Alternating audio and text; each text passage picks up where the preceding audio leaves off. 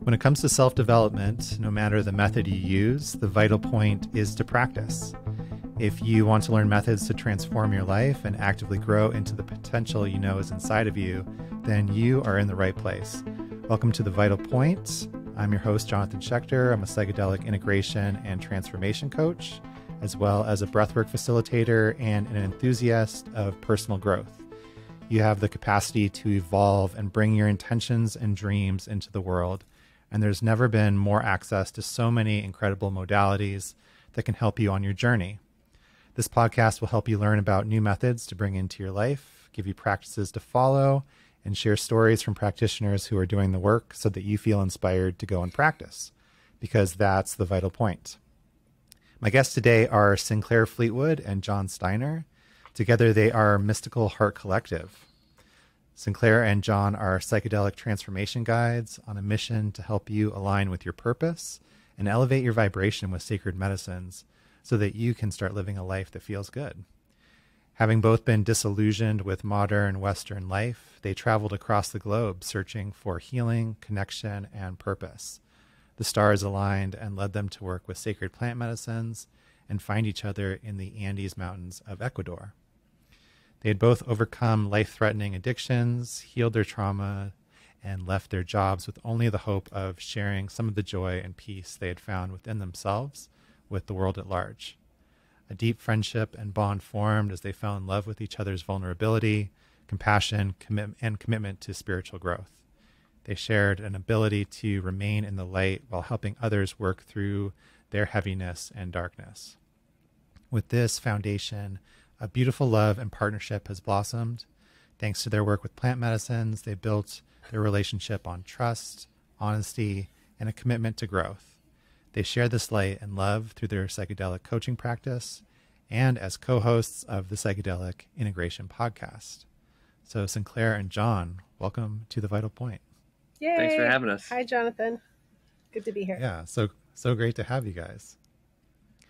So that was such a wonderful intro, and I love talking with with couples, like we were just talking about before we hit record. It's so interesting talking with people that are both on their own medicine path, but also in sort of a third medicine path, right? That the one of the partnership, of the we. And so, yeah, I think a good place to jump in is just like hearing a little bit more about your guys' story, like how you met.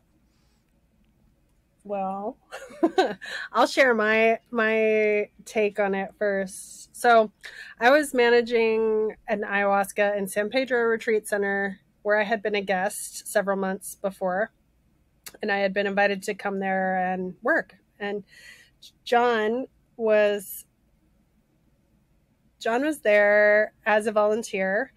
And I remember the very first time I saw him. I was coming back from a break and he was arriving, and I saw him like laying in the grass with his shirt off, taking in the sun, beautiful day. There's a bunch of girls around him. And I was like, oh God, this guy's going to be in trouble.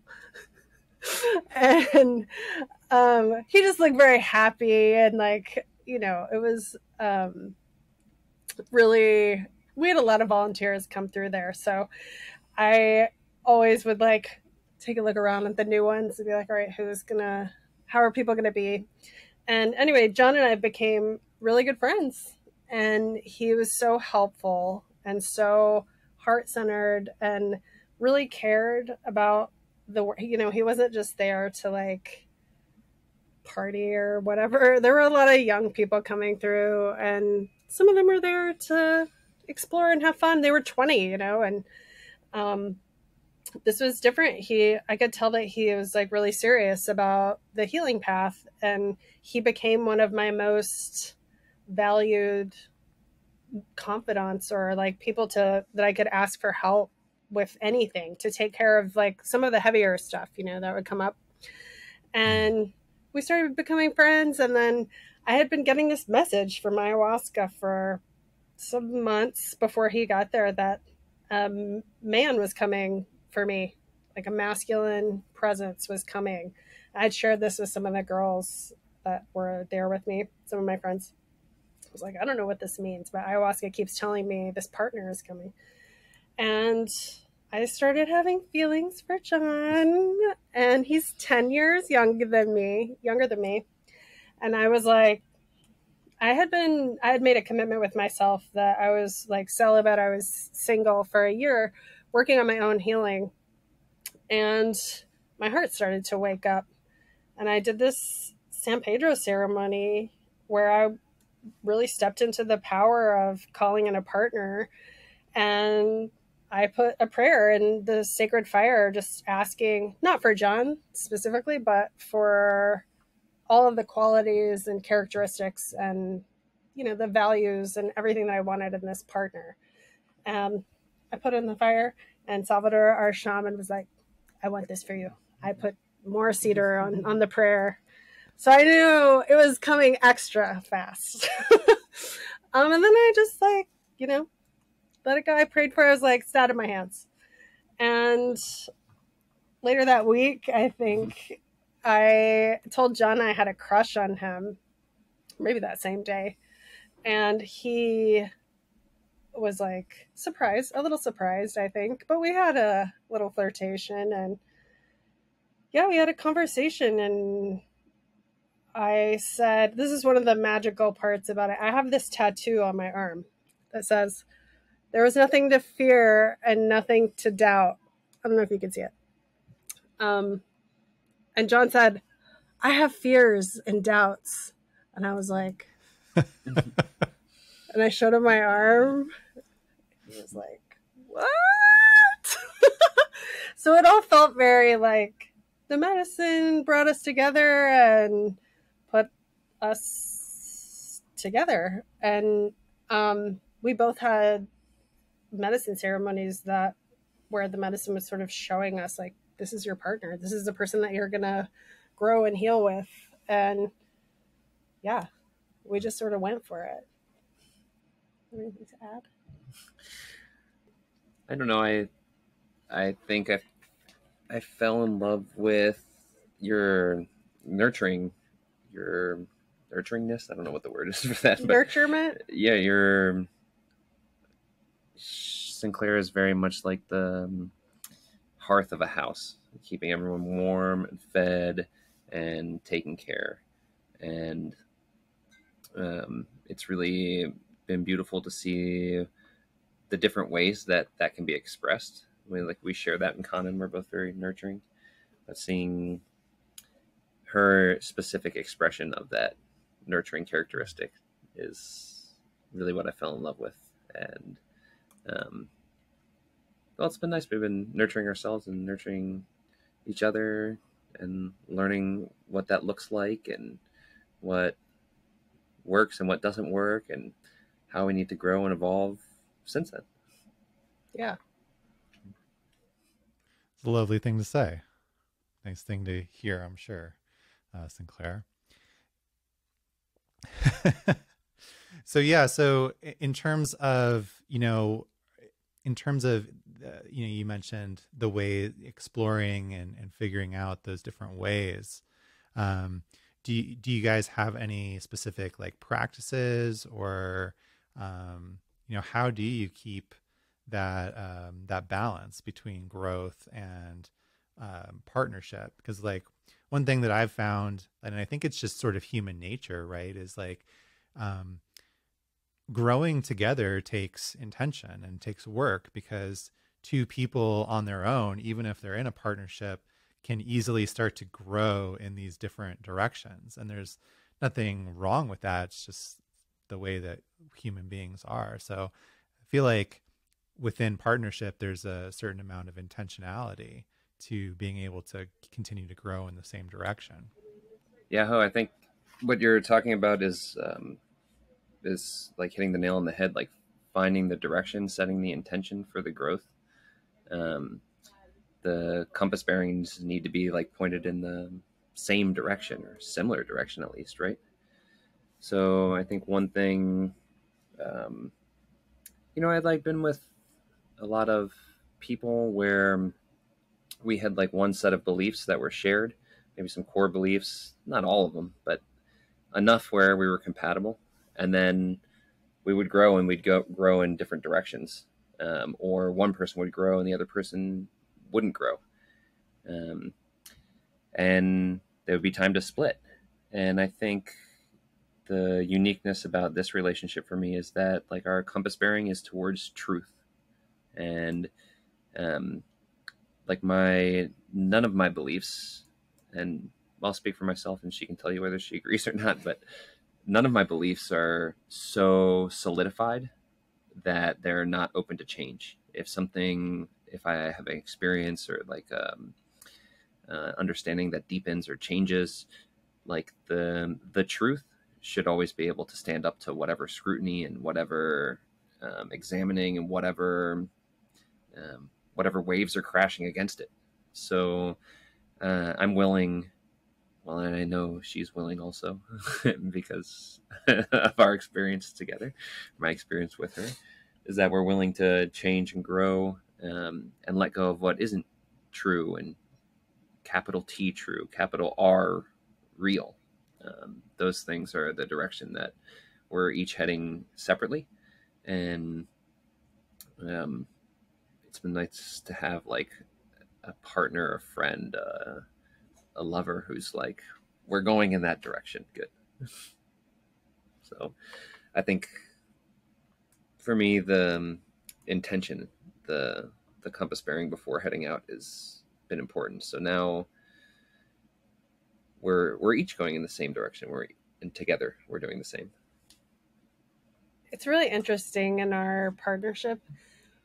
We are so different in how we experience and understand things, like almost completely opposite in a lot of ways. Complementary.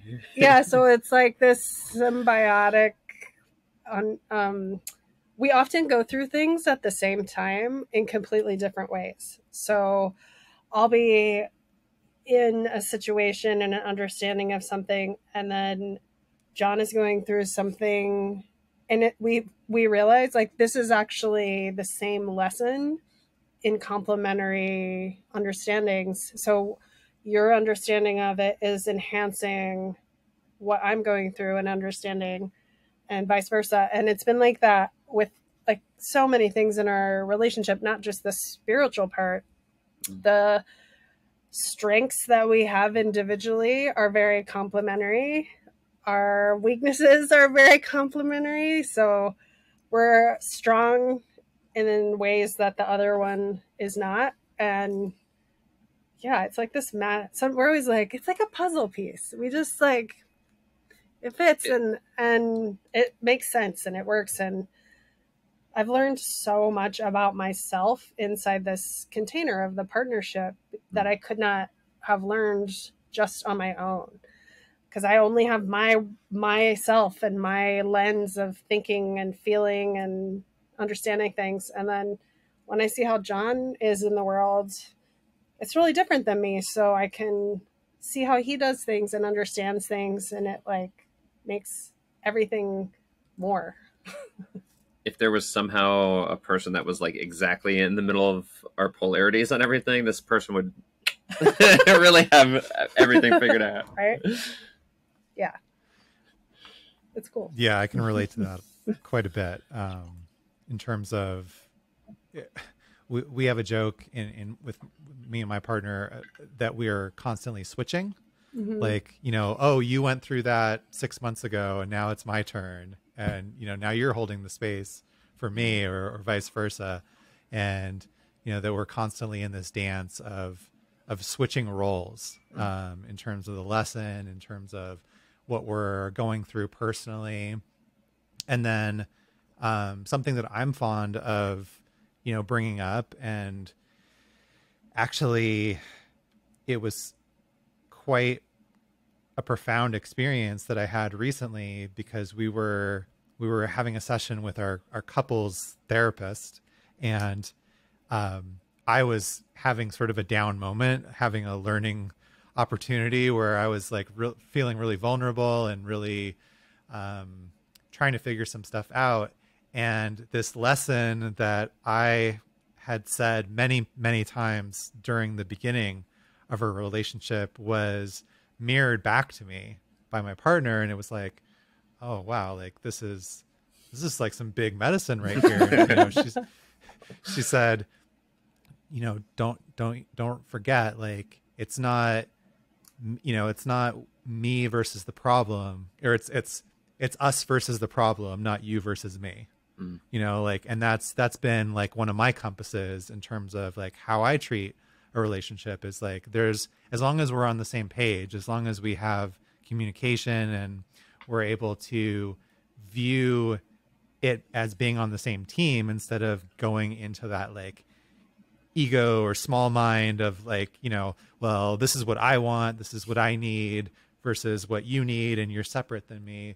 As long as it's we versus the problem, there's really nothing that we can't overcome. But it was really profound to like actually hear that mirrored back in that moment, that I really needed to hear it, and I had forgotten about it myself, you know. So can definitely relate to that a lot. Nothing better than getting your own medicine back to you later. You're like, I did say that, didn't I? Yeah. Right. It's really nice Yeah. to have this container of a romantic relationship where it's easy. Well, it's easier for me, at least anyways, to remember it's us trying to overcome whatever. And then when I learn that in our relationship, I practice that in our relationship, it's easier to remind myself that in every other relationship. It's like the coworkers or someone on the road, or some like annoying person in customer service, or like whatever it is. It's like there's only one team, and this is like easy container to practice that, right? Because she's cute and I love her, and so we have a lot of fun together, and it's easier to practice with her than it is like the whatever other circumstance where it's like someone in passing I don't have a connection with. But when I can, or people we do have a connection with that we're having a problem with. I've been in a struggle with a friend, and it's been so helpful to have John to like help me understand like how I can move through it in a good way without, you know, sacrificing my needs and my, like you just said, we're on the same team, you know, no matter when there's like hurt feelings or a misunderstanding or a miscommunication, we are on the same team. You know, it's like we forget that sometimes because you're like, I want to be right.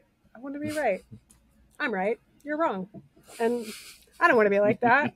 And John helps me not be like that. No. Thanks. Yeah, it's a beautiful thing to have somebody to bounce that stuff off of, like you're saying, because like we all have these different families of origin and different sort of neuroses and habitual patterns and ways that we view things based on the way that we grew up. Mm-hmm. And so like it's been invaluable for me to have somebody there like objectively looking at my shit and being like, so tell me a little bit more about that. Like, why is this so emotionally charged for you? And it's also given me the opportunity to see those things within myself of like, well, why is this so emotionally charged for me? Like, even if the question isn't coming up, because obviously she doesn't have any sort of problem with, you know, this particular thing. So like, it's actually helped me like look at some of the ways in which I grew up that like, you know, I came away with these big areas of like triggering and emotional charging. And obviously like it works both ways, right? Like there's things that she gets triggered by where I'm like, what's the big deal? So like just to be able to like sit there and hold space objectively for that, you know, and be able to help that person like navigate out of that, even if it's just listening and holding space and like being the mirror of like, wait, I just told you this big thing and it's not a big deal for you. Like, tell me about that. Like, share that with me because it's a big deal for me. Like, and I need to understand like how can you be, you know, neutral about it? That's definitely been, I think, a helpful part of this. That's And a I think at the huge same gift time, to yeah, have someone be able to receive your freak out with calm. And we actually have a thing where we're like, okay, don't coach me. Like sometimes we start coaching each other, and one sure. of us will be like, no, not right now. I can't be coached now. Like, just listen. Or I think it's made us really good at asking for what we need from the other person, which in every Mhm. relationship I was before, I was like, you should know what I need without me telling you. Why don't you know that? And now I'm like, oh, what if we just ask for what we need from people? What would happen? It's good. It's amazing. Yeah, I definitely can relate to that as well. You know, the whole coaching thing. We say to each other a lot during conversations.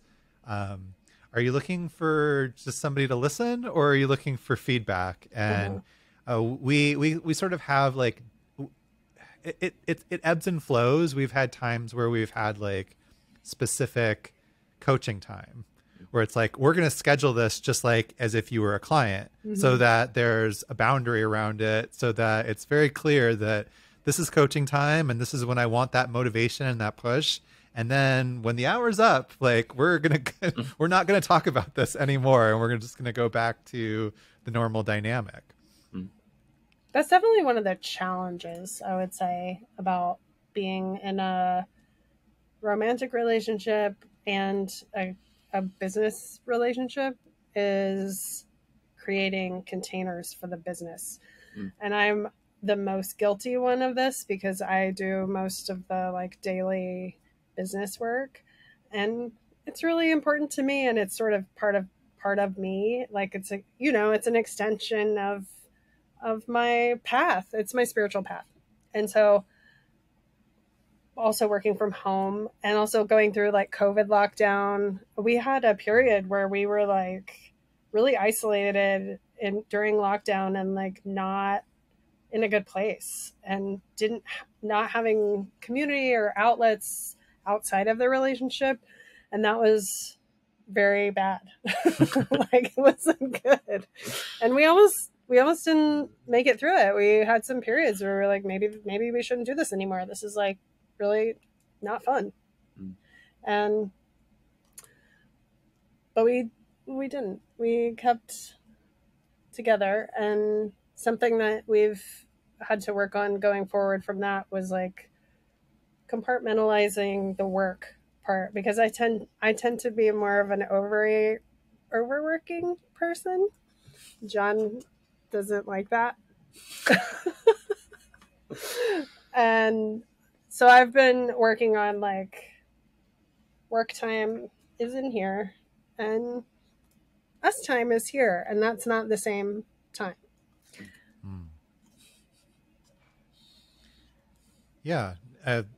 What I just heard is that you guys have different preferences and different sort of ways that you like to work, and that's okay, right? And I think you bring up a good point or a good thing to talk about, because we have been kind of focusing on a lot of the sort of positive aspects to it, right? But there's also some challenges, and I can I can speak for myself that like this is the most fulfilling and challenging relationship that I've been in.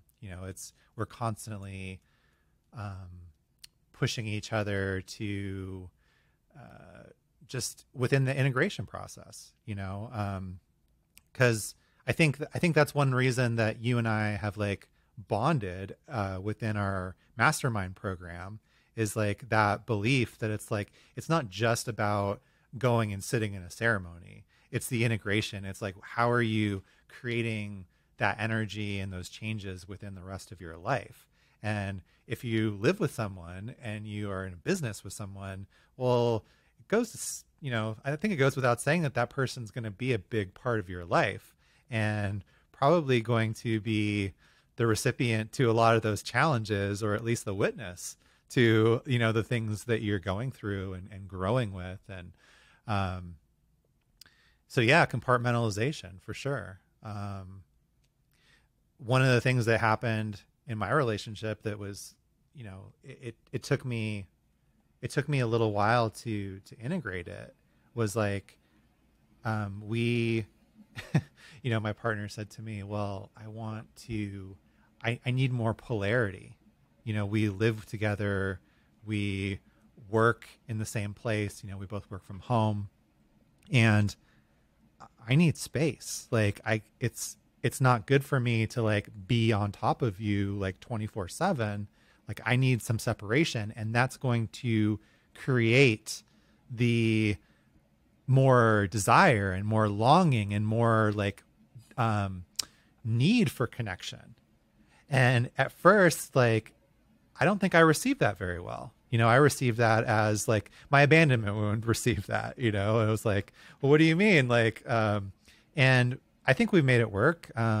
Like we sleep in separate bedrooms and it works for us. And it's like super, super great. And that took me a lot. Like that was a big leap. The first night I was like, this doesn't feel comfortable. I don't know what's happening here.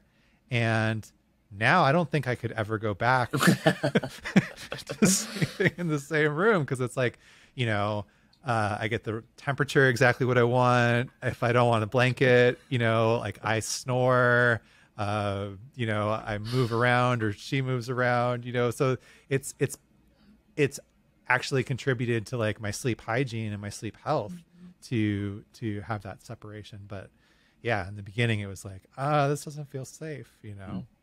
So yeah, that compartmentalization I think is super key. Well, having space, right? I mean, John in particular, like said the same thing, you know, like where, well, I mean, and I was feeling it too, but he was the one that said something. And we live in a 1-bedroom, but we would definitely have separate rooms if we had the ability to do that right now, for the same reasons. He likes it very cold, very cold. I have to use 4 blankets. We make it work, but it's and you're asleep, like, you know. But I think there's this idea, or like a romantic fantasy, that you need to be everything to that other person, and that is false.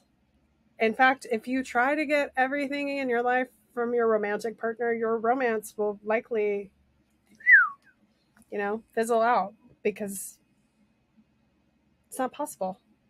And it's like not fun. It's not sexy to be needy in that space with the other person.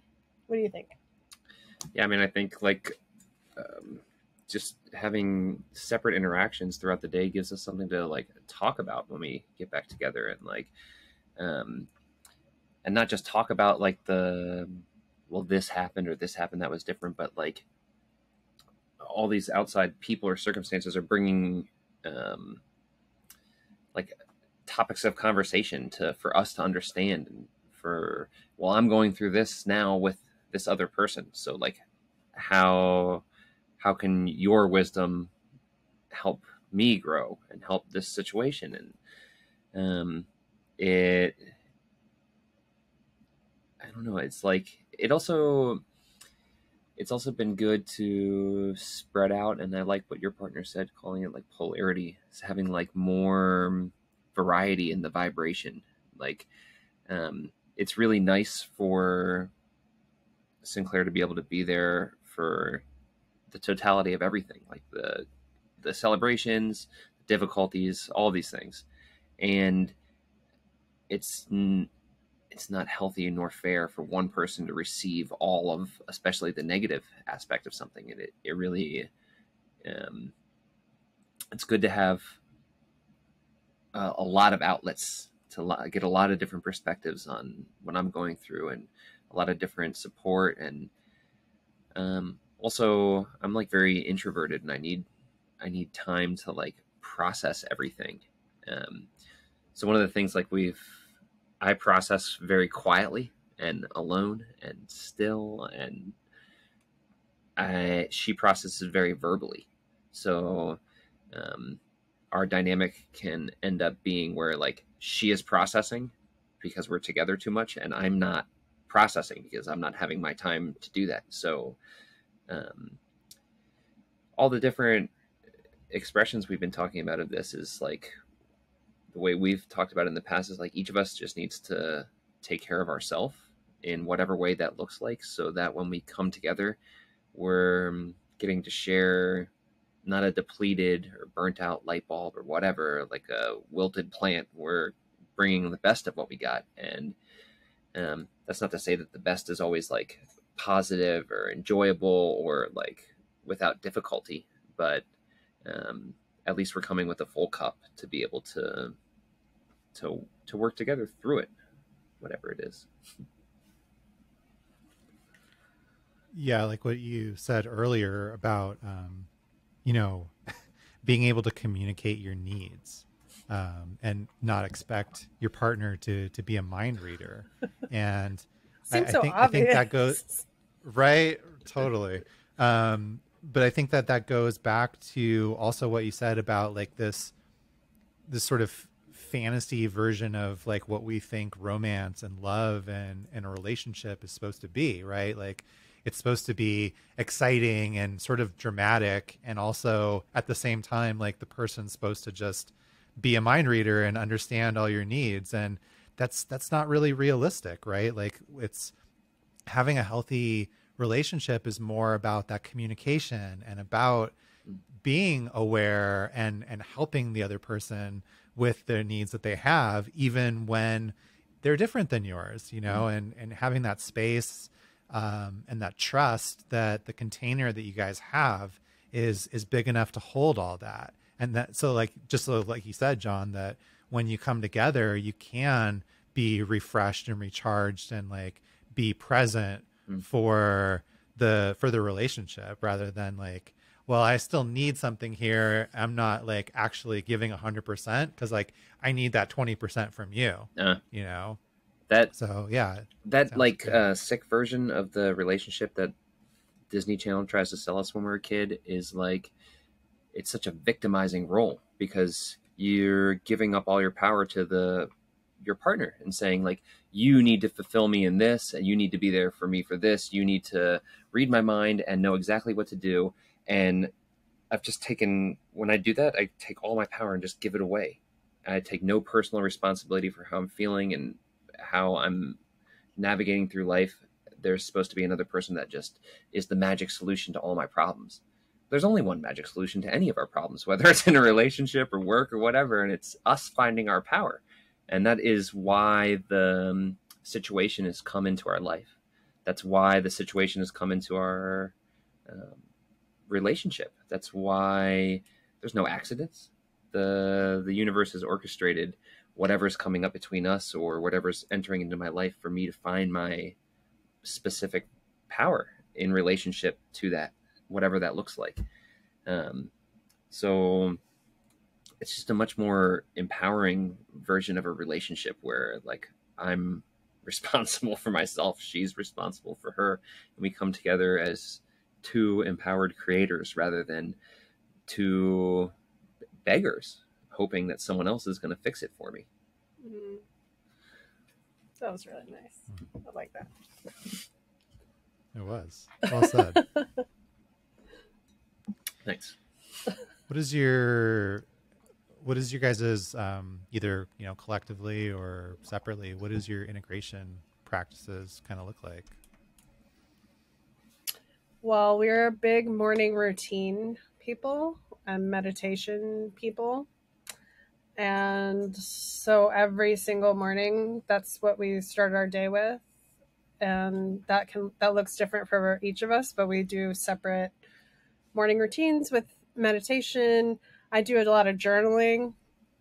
Right now I'm doing meditation, gratitude practice, some reading, and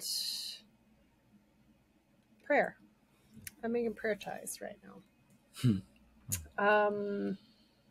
And John does something similar.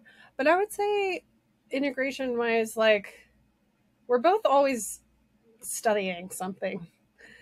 Right now I've been studying or like immersing myself in the law of attraction a lot lately and working on money issues because that has been a big block for me in my business well, not just in my business, but like forever. And I've been really like, this year I'm going to put attention to this. I'm going to solve this. And I did a ton of medicine work around it in the spring. And turns out my money issues were connected to some chronic pain issues that I had. And like all of it is the same stuff, like not really being present and being stuck in habit energy of anxiety and worry about the future and, kind of negative thought patterns. And so this year in my integration practice has been about digging all of that up and getting rid of it. And how I like to do that is by replacing it with meditation and positive ways of thinking. And a lot of it is just because of the meditation, I'm able to observe the thought, when a thought pattern comes up or a reaction to something, and I have the space to be like, I see that. I don't want to participate in that. And I might keep participating in it, but I can see it. And so that's part of it, like the awareness and then diversion. What do I want instead? And so, yeah, it's not complicated really, it's just like you say, it's a practice, and practice means you do it every day. And yeah, that's how I do it.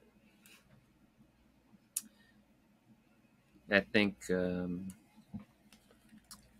I had this. I tried to major in music after high school, and I had wanted for it to be like school was, where I would do a little of this, and then I would go do my other things. And there was a time for music being the focus, and there was a time for other stuff being the focus. And I had a friend who was going to school with me, and he was not like that. He was like music all the time. And one of us is a professional musician right now. The other one's not. So my integration practice is very similar. Like Sinclair said, I get up in the morning and I meditate and I pray, and I've been vibing with the Course in Miracles right now, which takes a lot of like translating out of biblical language into language that resonates with me more. But all these things that I've been doing are like, the meditation is like sharpening the tool of like awareness and concentration and being present. And then like the praying is like setting intentions and being grateful. And the Course in Miracles, at least right now, has been like really trying to take a honest look at like my shadow and the ways it gets in the way for me. And my goal, I really want to like continue to dissolve the boundaries between like what is not a ceremony and what is a ceremony. Like I don't want it to be, my spiritual life is like, well, when I go and sit in ceremony and then like I get the thing and then I work on the thing, like I want the whole thing to be with presence and intention and awareness, with gratitude and joy. Like the way I show up for the ceremony, I want my whole life to be like that. So for me, the practices are like, like sharpening the axe or the knife or whatever, like getting the tool ready to use. In this case, the tool that needs the most like adjusting for me is my mind. I need to be present and aware. So when some habit energy, some like negative routine comes up, I can see it rather than getting sucked away by it. Saying all the prayers like helps me remember like to be grateful and remember to like, why am I doing this? If I don't know why I'm doing something, I shouldn't be doing it. There needs to be a reason and a direction and like a purpose.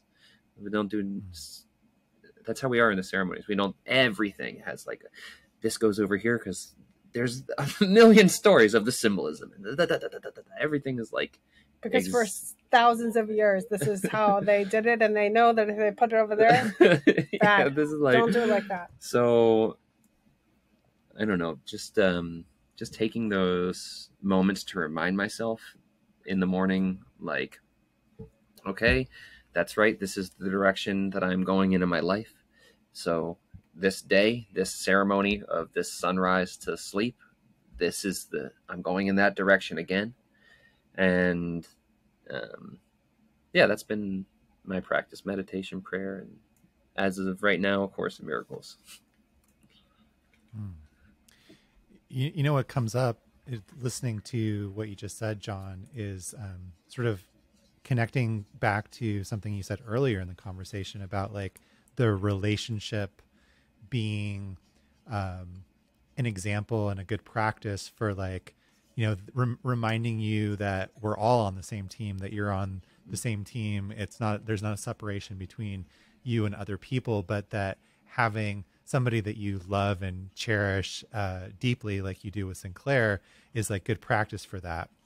And I was thinking of, there's a Tibetan practice called Tonglen, which translates into giving and taking, where you're taking like the suffering and the pain of somebody else and giving them back love and compassion. But the way that you do this practice when it's taught is you don't jump into doing that for somebody that you like don't like or that you consider your enemy.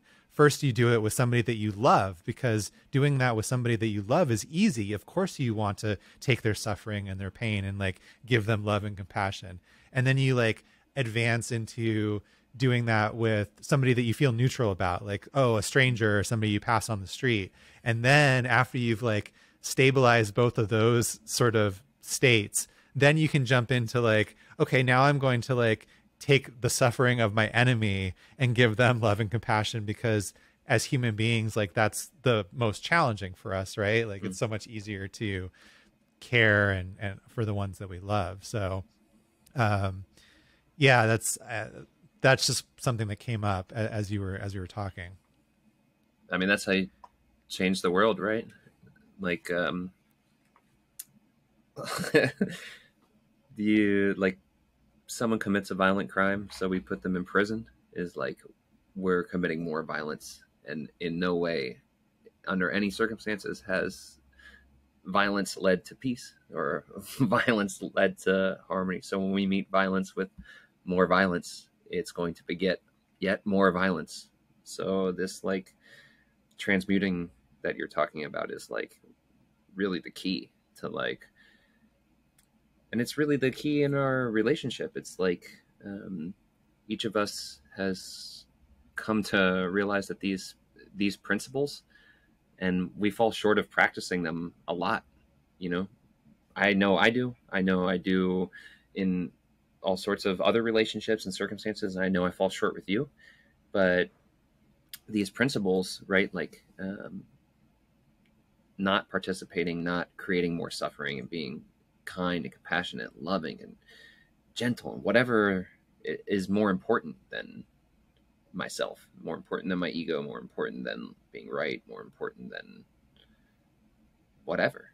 So it's worth taking the hurt for. It's worth like growing towards. It's all just a choice. You get a choice. You can choose to react, or you can choose to respond. And a response allows you to tap into your highest self. And like, what is the point of these medicines if not to allow us to feel that is really there? That is, we know it's there. We're not like hoping it's there. We know it's there. And so we have access to that at any time. And we were actually talking in the car on the way here about, there's all kinds of different practices you can do. You can do breath work, you can meditate, you can sound bathe, you can cold ice bath, you can sing, you can paint, you can, connect with people. Like, life is a ceremony. You can do all of these things. And the real point of all of it is to tap into source inside of you. And my goal in life is to be turned on to that all the time, medicine or not. Like, I want to be able to wake up and feel that connection all day, every day, without drinking anything. I want to be in ceremony all the time with myself, with you guys, because we're all one thing, Right. So that's the way that we think about it, is like all of this integration. When you say integration, it's like, yes, bringing the medicine experience into your existence and your life, but you're also integrating source, yourself into source. You're like removing the separation between you and source. That's really what integration is. It's yoga. Yeah. Right. They say yoga is the journey from the self through the self to the self. Cool. That self with the big S. Mm-hmm. big me. It's such an important point. Like I often think about that when I buy a new book. I have a whole bookshelf, and at least half of the books are like books on Buddhism. And I'm not going to lie and say that I've read all of them, but like, even if I had, sometimes it's more important to like actually understand and integrate one book, and you can only read one book at a time too. That's the other sort of fun part about that metaphor. But like, yeah, reading one book and actually getting it and, learning something from it and integrating it into your life is more important than having a whole library that like you don't really understand. You can sit in all the ceremonies, you can do all the breath work, you can do all the things, but if it's not changing you in some way, if it's not like helping you grow and connect and be part of that bigger S, self, like what good is it? It's just another experience. That's why I think breath work, like for me, like it's, I always mention this to people. It's like, well, it's not called breath fun, like good point. There's work that's happening here too, like, because if it was just fun, then like, sure, we would probably be all doing it at the same time. Like, wait, I don't have to go somewhere or like pay somebody to, do prayers and give me something external. Like I can just sit here and get high, like breathing. Like, sure, that sounds great. But, it's not quite that easy, right? There's a work aspect to it. I think about my teacher, like my Buddhist teacher, like I've been following him for almost half my life. And like, he can teach for hours. I mean, I've literally seen him teach a whole afternoon on like one verse from a particular teaching. And there's only been a few times that I've ever seen him teach on the same like text or the same practice. He could probably go his whole life, like each time teaching on something differently. But the main thing that he stresses to his students is like, all you need to do is practice this little booklet that I carry around that's 37 verses. I mean, you could read the whole thing easily, like in 20 minutes, and it's like, no, you don't need all these practices. You don't need all these things. Just here's this pith little, booklet that could give you everything. But I understand that you're a human being. So here's this other, I'm going to teach for this whole weekend on this other thing. And I'm still going to love you. I'm not going to like get upset that, you just aren't getting it, what I'm saying. Like that all you need to do is just this little booklet. It's cool. I'll keep giving you teachings, and so that's like, it's the beautiful thing about human beings. Right. And I think you guys, you had a post on your Instagram sort of that I think goes a little bit into like what we're talking about right now, that like jumped out at me. It's like the longer you work with plant medicine and the more you integrate, the more you realize it was never about having a psychedelic experience. It's all about what magic you can create in your life with a constant, authentic connection to source, guided by your highest self. Uh-huh. And I was like, yeah. That's one of our favorite things to say. Because it's like when you first start, most people are hurting. You're in pain, Right. bad pain for a long time, probably. Because most people that find these medicines are called because they've tried everything else.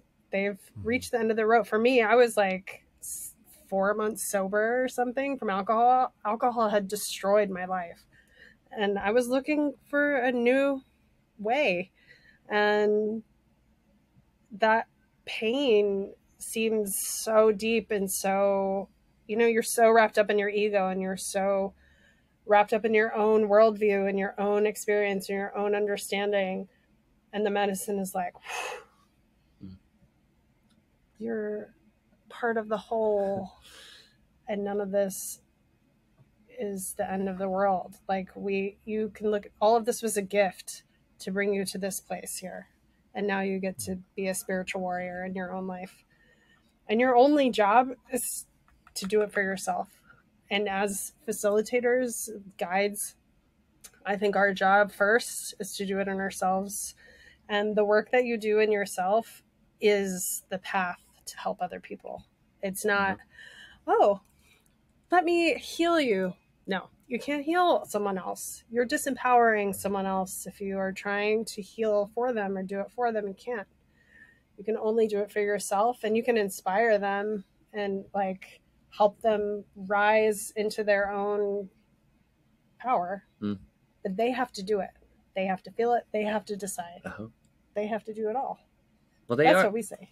They are looking for the psychedelic experience. It's just not. I don't know, when people think psychedelic, they think like trippy 60 visuals, but like psychedelic means soul revealing.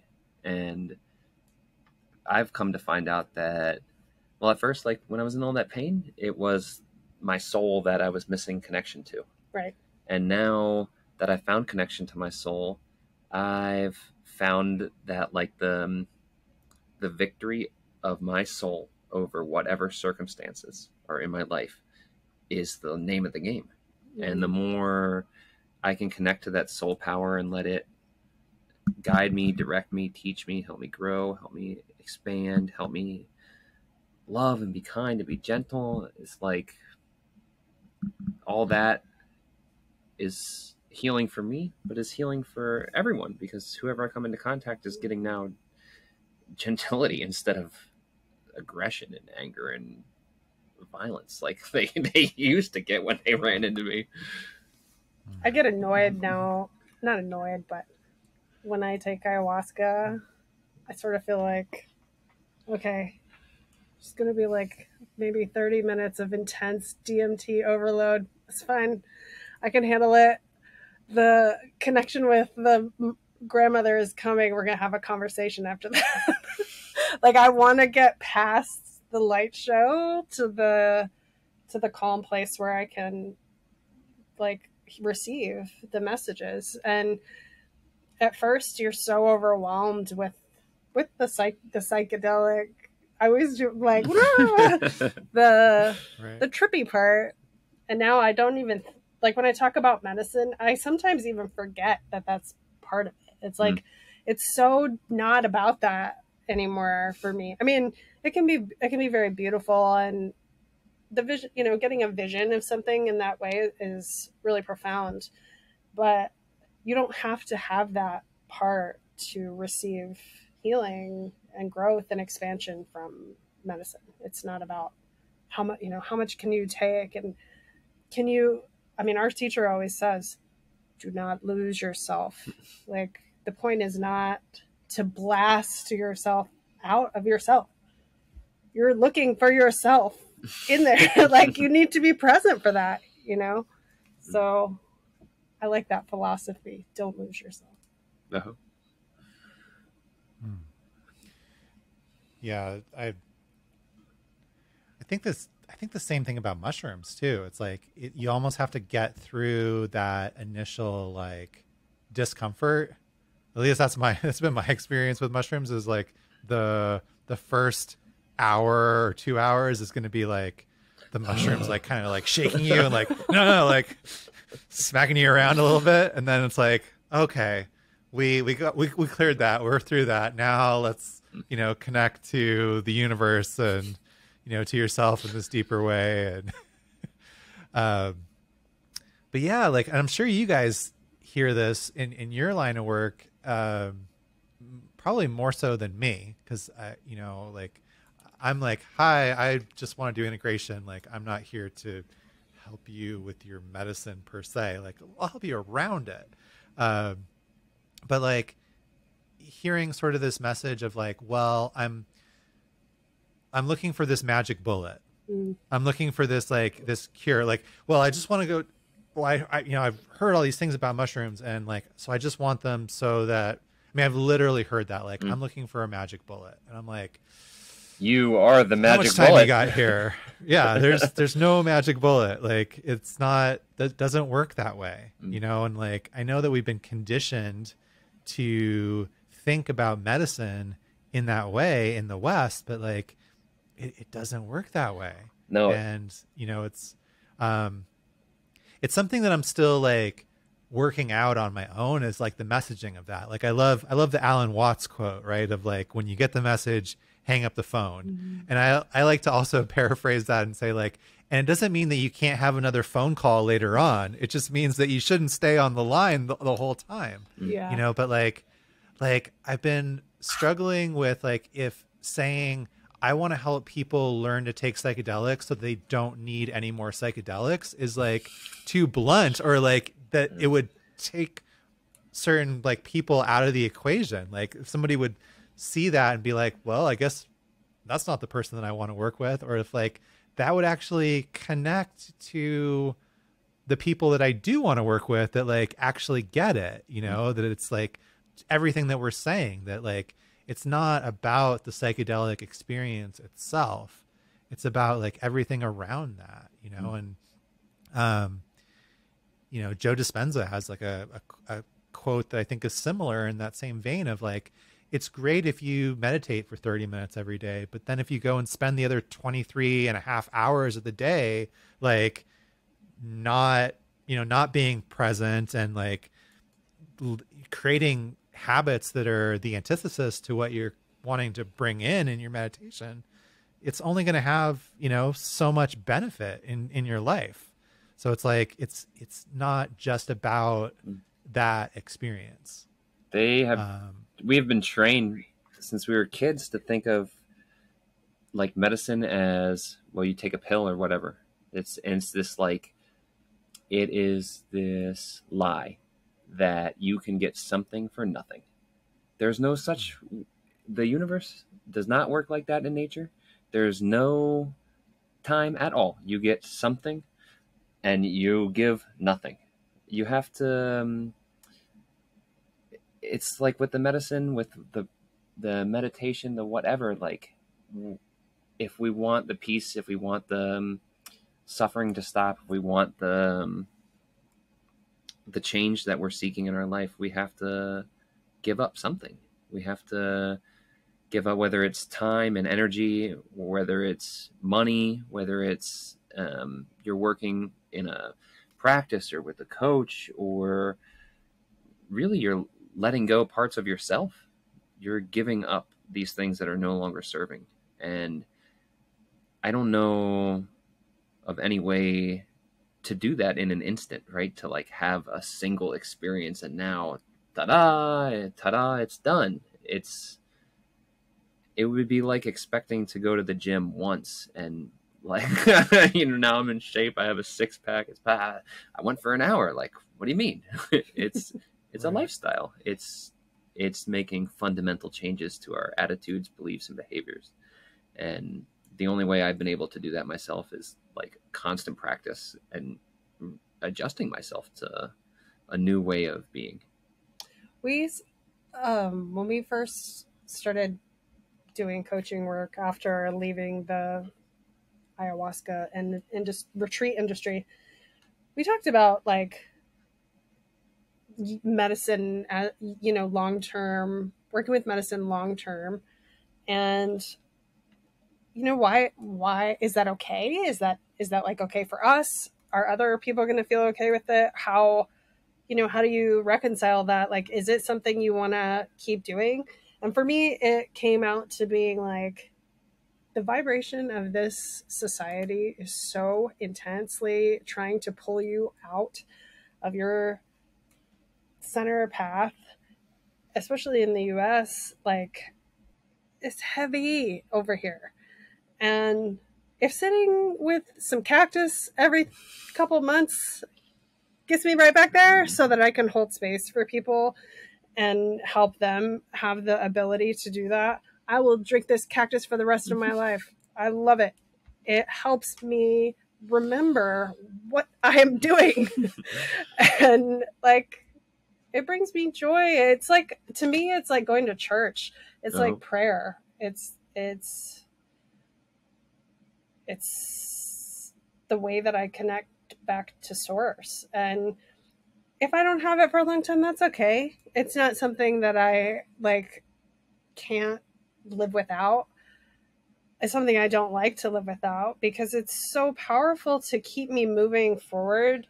And when I am in that good vibration, I can help more people and support more people and have more good outcomes with my clients. And this medicine saved my life. It saved my life. I was going wrong, and then I was like, oh, I can do this. This is great.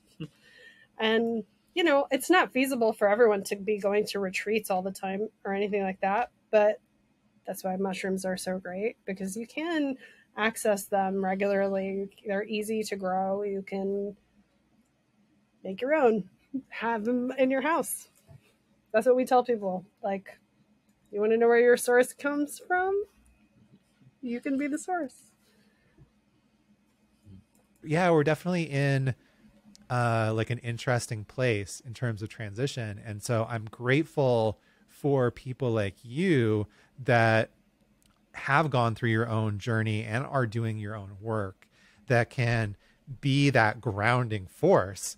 And that like, hey, like, it's not just about like, let's just throw you into another ceremony, but like, what are these other things that are needed around your medicine work, so that you can get the most out of it, and that you can actually have the things that you're looking for, out of the experience, so that you can end up, happy and, with the change that you approached the medicine in the first place for. We just want to help people feel good, really. Like, life should feel good. Life's a celebration. Life is good. It's exciting. It's fun. It's supposed to be fun. It's okay to have fun.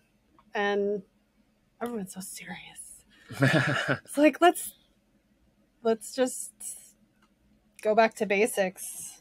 Community, family, connection, nature, earth, clean water, fresh air, rest. This is a lot of what we want to support people having. We have a whole, our whole program is like, it's intense and detailed, and there's a lot of shadow work and inner work, and a lot of it is very simple. Enjoy your life. How can we support you? And creating a container for people to find that, together. It's because of the simplicity that everything has a solution. I like that. Yeah, a lot of this stuff it's very simple. It's not easy, and that's another interesting thing about where we're at right now, is like the solutions are not hard to find. It's not like somebody's keeping a big secret from you, but it's everywhere, right? Like, everyone's talking about it, but it's like, how can we actually integrate that? Like, you used the analogy of the gym earlier. Like, well, I know that if I go to the gym on a regular basis, that I'm going to get healthier. I'm going to get stronger. We all know that. I don't think that there's anybody out there that's like, whoa, wait a minute. You have to keep going? Let me, right, exactly. Right. Like, but how often are you going? Like, do you actually go? And, then you can, after you get that basic foundation, of like, okay, now I'm a gym guy. I go to the gym, I work out, I exercise. Then it's like, cool, now let's fix your diet. Now let's talk about supplements.